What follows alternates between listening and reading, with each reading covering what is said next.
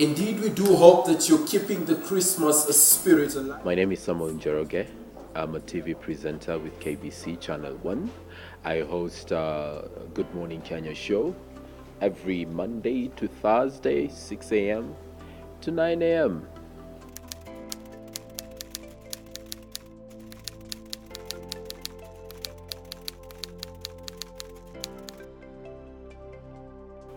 Growing up, I wanted to be a doctor. Then I shifted at one point. I wanted to fly aeroplanes. I wanted to be a pilot. A journalist never crossed my mind. But as fate will have it, had it then, eventually I became a journalist. Yes.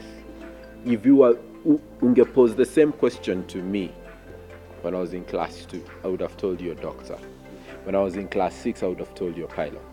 When I was in class 8, I would have told you an engineer. Right now, I'm a TV presenter.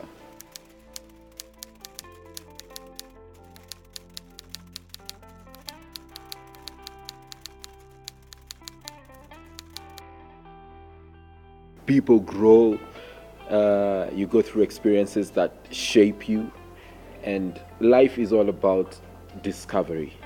So that was a journey for me. I eventually discovered that I had love for public speaking. I had a lot of incline towards debates in high school, participating in symposia, mostly humanities and languages. Every time there was a symposium around that area, I would be the person to be on the stage. So eventually it dawned on me that, hey, wait a minute, your place is not in a hospital somewhere. Your place is not in a garage fixing cars. Your place is not in some, airplane trying to get people to their destination. Your place is with the public. But then again, I hadn't decided what kind of public speaking do I want to do, because I can be a pastor and still talk to people. I can be a journalist and still talk to people. I could be all these other things and still talk to the public. So the point in time where I realized that I wanted to be a journalist is one experience that happened to me back in 2006.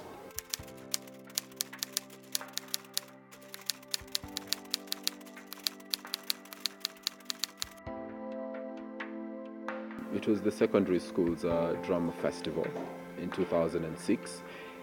And this high school I was in managed to get to the national levels. And once a play gets to that level, it attracts a certain amount of attention. So there were all these media guys at that time. Even today people still call us media guys. So there were all these journalists who were interviewing us, wanting to know how the experience was coming up with a winning play. And then I realized, wait a minute, I love your job. I want your job, And therein, I started working towards being a TV presenter. This is Eye on Politics, and I am joined on set this morning by Danstan Omari, who's the gentleman seated to my extreme left, and to my immediate left here, I've got Joseph Simeha. Welcome to the program.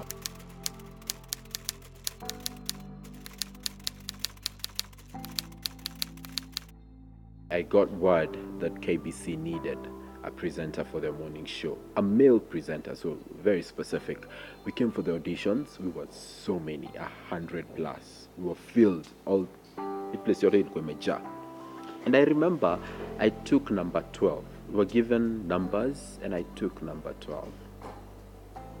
And as time approached, my time approached, I was a nervous wreck. I remember I kept running to the washrooms, not necessarily for a call of nature, but to just look myself in the mirror and just convince myself that, yes, you can do this.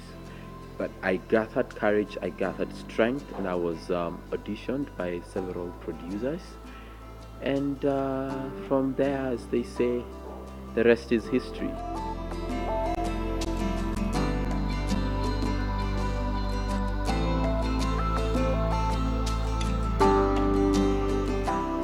I have to tell you something. When I came for the first show, 14th of July last year, I could not stop blinking.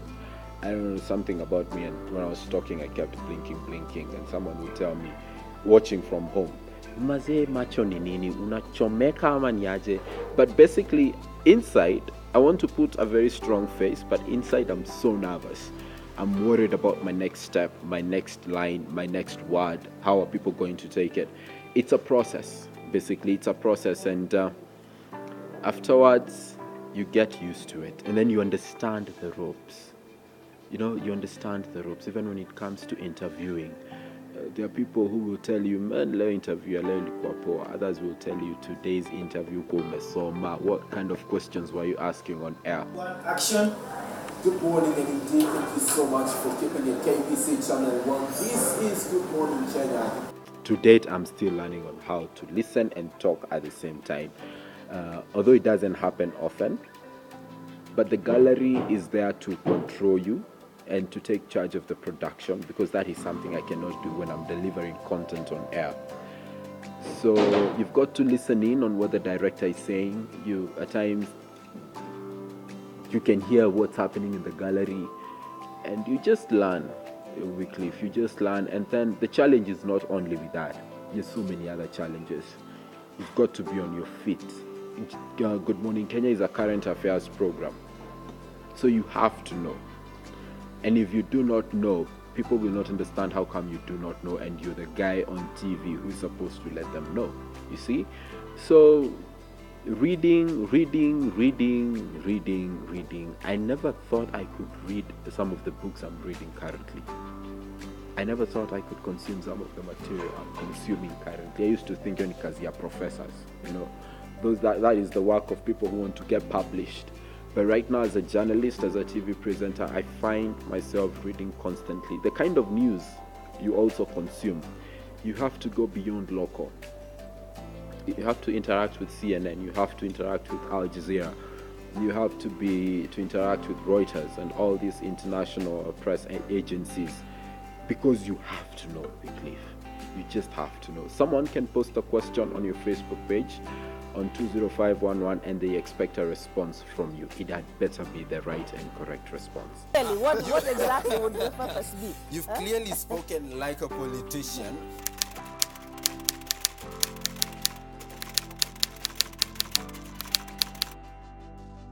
For a morning show, waking up at 3 is not easy. Someone once told me that, by now you used to waking up at that hour. No, you never get used to waking up at that hour. But that's one thing, getting here, waking up at 3. Then the other thing is all about managing expectations. So many people, you're talking to so many people with wide an array of expectations. So you've got to at least meet each and every one of them. Balance is another thing. Objectivity is another. Because when I'm on air, I'm not supposed to be biased. But then that does not mean I'm a vacuum. I've got principles. I've got my stand on issues. I've got my own worldview, And at times you interact with stories and circumstances that challenge that directly. Like it challenges your principle, it challenges your worldview, and now debating with that and making sure that you rise above and become this objective person whom every person can listen and understand, is a bit of a challenge. But you grow. How I was last year, July, is not how I am right now. And I thank God for the process. He has brought me safe and sound throughout.